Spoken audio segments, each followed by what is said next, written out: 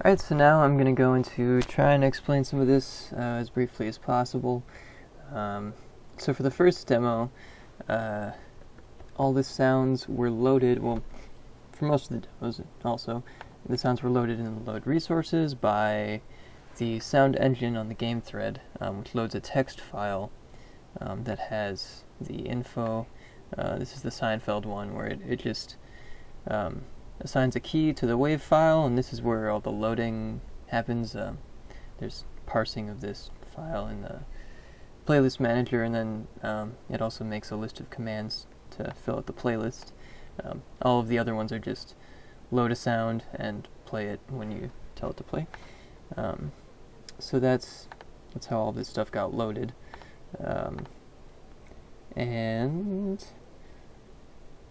from a high-level view, these sound calls, which you can see here, when it says play, volume, pan, these commands here, that just sends little thread commands over to the audio thread to actually make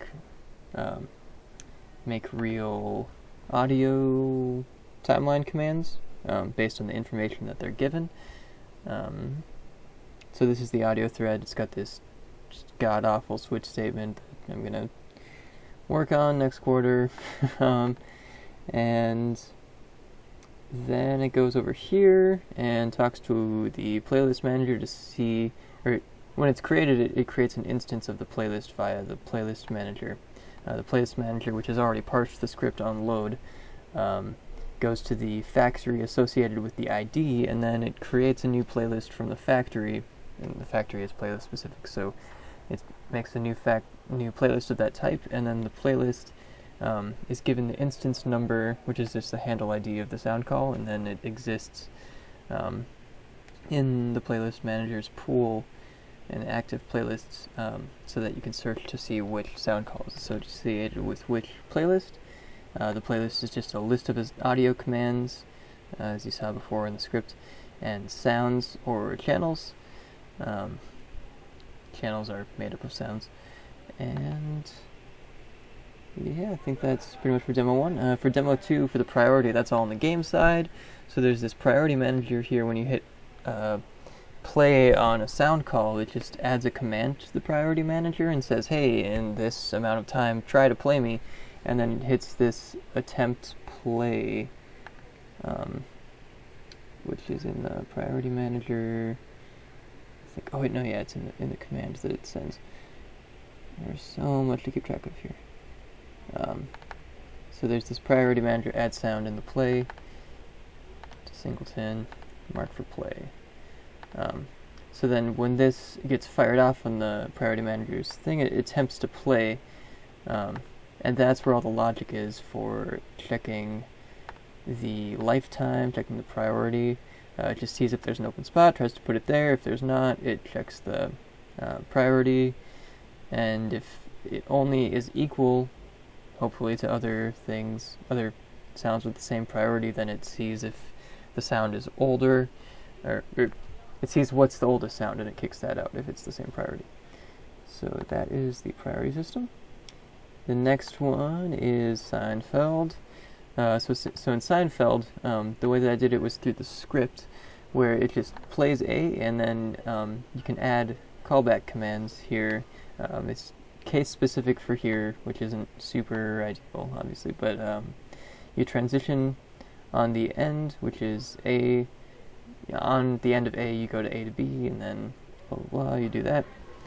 The way that it's the actual Xaudio 2 callback is that this adds this command to this thing called the callback mailbox, which is on a voice, and I'm going to tie this all together. The playlist has a sound. When the sound gets created, it is given a voice, and through the voice manager, and the voice I call it a track, but the track has a voice, and it also has an object called a callback mailbox, which you submit commands to, which is what I'm kind of the point here, and it just calls off all of the deferred and instant commands, knowing that it's blocking a lot of the things are probably you want them to be deferred, because it's blocking. But if something absolutely has to be instant, you can set a flag calling it instant to add it to this pool of instant commands. So it, in our case, it just fires off this command to stop the current sound and play the next one. For demo 4, you can do it on the game side too. You can submit, it's a similar idea where you're submitting a command to a registration broker, but this time it's on the game side, so you're sending it to a broker on the game side, and there's a internal callback here that just throws off or executes all of the commands in the game side broker, and these get called through a series of a line of communication, I guess. When the playlist ends, I guess that would probably be in the playlist.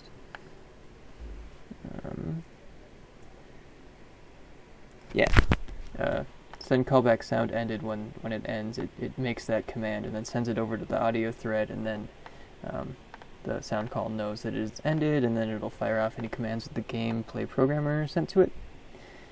Then the final one, I hope, is this one. Yeah. So it just does the same thing as before. It loads the script, but it's an asynchronous load. So in here, when it's loading the script, it goes kind of down the pipeline as before. But when it tries to load the buffer, that's going to be in the buffer manager. Buffman, I love that it's called that. I guess it'll be priv load probably. Whoa. That is not what I was looking for. Oh, it would be an add. Yeah, okay. So it has its file thread here on the sound manager. It has access to it.